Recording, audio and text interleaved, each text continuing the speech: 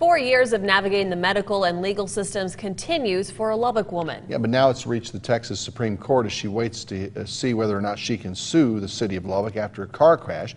KAMC's Matthew Stell is here to explain what happened. Yeah, Brian and Lauren, Alexa Jarpy was a fresh nursing school graduate with just a week on her dream job at UMC when a crash with an unlikely car changed everything. 4 years ago, Alexa Jarpy and her boyfriend were heading home from this United. I see a shadow and I just know that it's a vehicle coming towards us, and I try to slam on my gas to get out of the way of the vehicle, and then there's impact. As she pulled out of the store's parking lot, she says a Lubbock police officer crashed into her. Court documents show that the officer was going 23 miles an hour over the speed limit as he was responding to a robbery nearby. I get x-rays on my arm and it turns out that I've broken my collarbone. According to Jarpy, the city didn't blame her for the crash, but also didn't cover her medical expenses.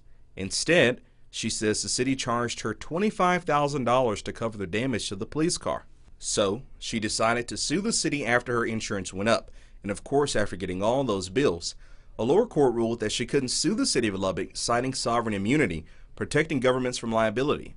Jarpy hired a lawyer who appealed her claim to the 7th Court of Appeals, which reversed that decision. I think the appellate court got it exactly right. That cop was driving way too fast, and I'm not even sure that they needed him at that time.